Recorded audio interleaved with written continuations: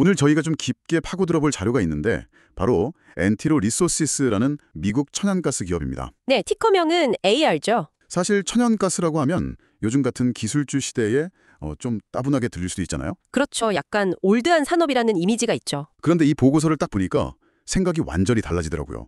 지금 에너지 시장의 판을 뒤흔들 뭐랄까 거대한 파도가 두 개나 밀려오고 있거든요. 네, 바로 미국산 LNG 수출하고요. 그리고 또 하나가 바로 AI 데이터 센터의 폭발적인 전력 수요. 이 두 가지입니다. 맞습니다. 그래서 오늘의 미션은 이 거대한 변화의 한가운데서 이 엔티로 리소시스라는 회사가 어떻게 남몰래 자기만의 요새를 구축해 왔는지, 그리고 그 요새가 과연 로켓이 될 수 있을지 그 가능성을 한번 샅샅이 펼쳐보는 겁니다. 네, 그리고 이 분석에서 가장 중요한 키워드를 하나 꼽자면 바로 비대칭적 손익구조예요. 비대칭적 손익구조요. 말이 조금 어려운데요. 간단합니다. 그러니까 잃을 건 비교적 적은데 잘 되면 얻을 건 아주 클 수 있는 그런 구조를 말하는 거죠. 아하, 로우 리스크 하이 리턴 뭐 이런 느낌이군요. 비쌉니다. 오늘 저희가 나눌 이야기는 엔티로가 가진 세 가지 비밀 무기가 있거든요. 비밀 무기요. 네, 독점적인 인프라, 또 숨겨진 보석 같은 부가사업, 그리고 아주 영리한 재무 전략. 이 세 가지가 어떻게 그런 비대칭적 기회를 만들어내는지에 초점이 맞춰질 겁니다. 단순히 천연가스 가격이 오를 거다 이런 예측을 넘어서는 이야기겠네요. 그렇죠. 아주 구체적인 기업 전략에 대한 이야기입니다. 아주 흥미롭네요. 그럼 먼저 그 거대한 파도 이야기부터 시작해보죠. 지금 천연가스 시장이라는 이 바다에 대체 어떤 변화가 생기고 있는 건가요? 가장 큰 변화는요, 미국 천연가스 시장이 더 이상 미국만의 리그가 아니게 됐다는 점이죠. 미국만의 리그가 아니다. 네, 거대한 LNG, 그러니까 액화 천연가스 수출 터미널들이 막 생기면서 전 세계 에너지 시장하고 직접 연결이 된 거예요. 그게 왜 그렇게 중요한 건가요? 가격 차이가 어마어마하거든요. 예를 들어서 미국 내 가스 가격 기준인 헨리 허브 가격이 MMBTU당 한 4.5달러 정도라고 해볼게요. MMBTU는 그냥 가스 단위라고 생각하면 되겠죠? 네, 그냥 단위라고 보시면 되고요.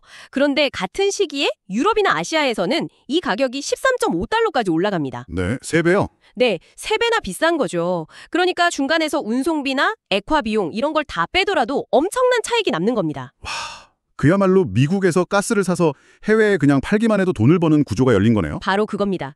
MMBTU당 거의 4달러 이상의 차익거래 기회가 열려있는 셈이죠. 그런데 모두가 이걸 노릴 텐데 뭔가 문제가 있겠죠? 네, 문제가 하나 생깁니다. 모두가 이 기회를 보고 달려들지만 가스를 생산지에서 수출항까지 보낼 파이프라인이 턱없이 부족하다는 거예요.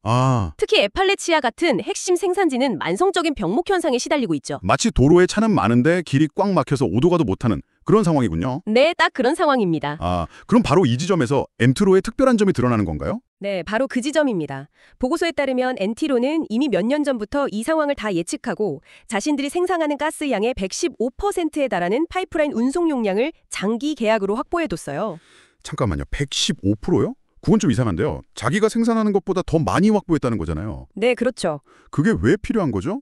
남는 용량은 그냥 돈만 내고 비워두는 건가요? 아주 좋은 질문이십니다. 바로 그게 이 회사의 해자, 모트, 그러니까 경쟁자들이 절대 넘어올 수 없는 성벽이 되는 부분이에요. 성벽이요? 네, 다른 경쟁자들은 파이프라인이 꽉 막혀서 생산한 가스를 헐값에라도 팔아야 하거나 심지어 생산을 멈춰야 할 때도 있거든요. 그럴 때 엔티로는 자기 가스를 제값 다 받고 유효히 수출항으로 보낼 수 있는 거죠. 심지어 남는 용량도 있다면서요? 네, 그 남는 15% 용량은 다른 회사들한테 비싼 값에 빌려주면서 추가 수익까지 올릴 수 있습니다. 그야말로 남들은 발이 묶여있을 때 혼자 날아다니는 격이죠. 그렇군요. 첫 번째 파도인 LNG 수출에 대해서는 완벽하게 준비된 서핑보드를 가지고 있다는 거네요. 정확합니다. 그럼 두 번째 파도, AI 데이터 센터 이야기는 뭔가요? 이건 정말 예상 밖의 조합인데요. 이게 바로 시장이 아직 제대로 가격에 반영하지 못하고 있는 미래의 거대한 수요입니다. 미래의 수요. 네, 지난 겨울이 유난히 따뜻해서 지금 천연가스 재고가 좀 많은 편이에요. 그래서 단기적으로는 가격이 좀 눌려 있죠. 하지만 시장에 똑똑한 돈은 벌써 그 너머를 보고 있습니다. 그 너머라면? 바로 AI 데이터 센터가 먹어치울 어마어마한 전력량에 주목하는 거죠. AI가 전기를 많이 쓴다는 얘기는 들었는데 그게 천연가스 시장 전체에 영향을 줄 정도인가요? 그 규모가 상상을 초월합니다. 골드만삭스 보고서를 보면 2030년까지 데이터 센터의 전력 수요가 지금보다 165%나 증가할 거라고 해요. 165%요? 네, 이게 어느 정도냐면 미국 전체 천연가스 소비량의 3%에서 많게는 6%에 달하는 신규 수요가 그냥 생겨난다는 뜻입니다. 와, 지난 10년간 미국의 천연가스 수요 증가량을 다 합친 것과 맞먹는 규모가 불과 몇 년 만에 새로 생기는 거죠. 이건 정말 거대한 변화네요. 그런데 그 많은 데이터 센터들이 왜 하필 엔티로랑 관련이 있는 거죠? 바로 지리적 위치 때문입니다. 위치요? 네, 미국의 데이터 센터 허브, 일명 데이터 센터 앨리라고 불리는 곳이 버지니아주에 몰려 있거든요. 아, 그런데 엔티로가 가진 핵심 가스전들이 바로 그 버지니아주와 아주 인접한 곳에 있습니다. 보고서에 따르면 엔티로는 이 지역에 당장 시추 가능한 가스전을 1000개나 보유하고 있다고 해요. 와, 1000개나요? 그럼 AI 혁명에 필요한 전력을 바로 옆에서 공급해 줄 수 있는 최적의 위치를 선점하고 있는 셈이네요. 그런 셈이죠. 알겠습니다. AI나 LNG 같은 거대한 파도가 오고 있다는 건 알겠는데 사실 파도는 모든 배에 똑같이 치는 거잖아요. 엔티로라는 배가 이 파도를 더 잘 탈 수 있게 특별히 설계라도 된 건가요? 방금 말씀하신 파이프라인 말고 또 다른 무기들이 있나요? 네, 이제부터가 엔티로라는 기업 자체에 대한 본격적인 분석이죠.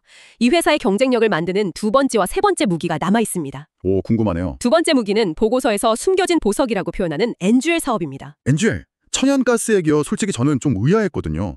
그냥 가스 뽑을 때 같이 나오는 부산물 뭐 그런 거 아닌가요? 이게 왜 그렇게 대단한 거죠? 많은 분들이 그렇게 생각하시죠. 하지만 엔티로는 미국에서 5번째로 큰 NGL 생산 기업입니다. 미국에서 5위요? 네, NGL은 우리가 흔히 아는 프로판이나 부탄 같은 것들인데요. 가장 중요한 사실은 NGL의 가격이 천연가스 가격이 아니라 국제 유가, 그중에서도 서부 텍사스산 원유, WTI 가격이 연동된다는 점입니다. 아, 그게 핵심이군요. 천연가스 회사인데 수입의 상당 부분이 유가에 따라 움직인다는 거네요? 정확합니다. 일종의 사업 포트폴리오가 분산된 효과가 있는 거죠. 그렇군요. 그게 바로 이 회사의 아주 강력한 안정장치가 됩니다. 보고서에서는 이걸 리퀴드 엄니프트 효과라고 부르는데요. 리퀴드 엄니프트요? 네, 그러니까 NGL을 팔아서 버는 돈만으로 회사를 운영하는 데 필요한 대부분의 비용을 충당할 수 있는 구조라는 뜻입니다. 와, 그게 가능한가요? 네, 즉 국제 유가만 배럴당 65달러에서 75달러 사이에서 안정적으로 유지만 된다면 설령 천연가스 가격이 폭락하는 최악의 상황이 와도 회사가 망하지 않고 버틸 수 있는 강력한 현금 흐름이 확보되는 거죠. 아하. 그래서 아까 처음에 말씀하신 그 비대칭적 손익구조에서 하방 리스크를 막아주는 안전장치 역할을 바로 이 NGL 사업이 하는 거군요. 네, 바로 그겁니다. 가격이 떨어져도 크게 잃을 게 없도록 만들어주는 거죠. 그렇군요. 이 NGL 덕분에 엔티로의 현금 흐름 손익분기점, 즉 BEP라고 하죠. 본전을 치는 가스 가격이 MME 배튜당 2.20달러에서 2.35달러 수준까지 떨어져요. 와, 2달러 초반대까지요? 네, 이건 업계에서 거의 가장 낮은 수준입니다. 다른 회사들은 가스 가격이 3달러 밑으로 가면 적자를 보면서 허덕일 때 엔티로는 여전히 돈을 벌 수 있다는 뜻이죠. 이야, 하방은 정말 단단하게 막아놨다는 건 알겠습니다. 그럼 이제 위로 얼마나 열려 있는지 그 상승 잠재력을 극대화하는 세 번째 무기는 뭔가요? 그게 바로 아주 공격적인 해진 전략입니다. 해징이요? 보통 해징이라고 하면 가격 변동의 위험을 피하기 위한 보험 같은 거잖아요. 네, 맞아요. 농부가 쌀값 떨어질까 봐 미리 정해진 가격에 팔기로 계약하는 것처럼요. 네, 그렇죠. 그런데 이게 왜 공격적이라는 거죠? 일반적인 가스 회사들은 위험을 줄이기 위해서 보통 생산량의 한 50%에서 70% 정도를 미리 고정된 가격에 파는 해진 계약을 맺거든요. 안정적으로 가는 거군요. 네, 안정적이죠. 하지만 나중에 가스 가격이 폭등해도 그 이익을 온전히 누릴 순 없어요. 이미 낮은 가격에 팔기로 약속했으니까요. 아, 그런데 엔티로는 정반대의 길을 갑니다. 2026년 예상 생산량의 약 24%만 해징하고 나머지 76%는 그냥 시장 가격에 그대로 노출시켜 놨어요. 와, 76%나요. 그건 정말 대담한데요? 가격이 오르면 대박이겠지만 떨어지면 그 손실을 그대로 다 감당해야 하는 거 아닌가요? 맞습니다. 그래서 높은 베타, 하이 베타 특성을 갖게 된다고 표현하죠. 아, 주식시장에서 쓰는 그 베타요? 네, 시장이 움직일 때 훨씬 더 크게 위아래로 움직인다는 뜻이잖아요. 엔티로는 천연가스 가격이 움직일 때 이익이 훨씬 더 크게 출렁이는 구조를 스스로 만든 겁니다.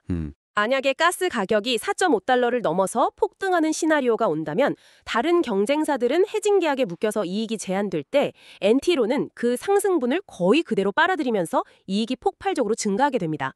근데 그럼 아까 NGL로 하방을 막아놨다는 말이 무색하게 너무 위험한 전략 아닌가요? 그래서 이 회사가 영리한 겁니다. 오, 그 최소한으로 걸어둔 24%의 해징 계약에 아주 중요한 안전장치를 하나 더 달아뒀어요. 안전장치요? 네.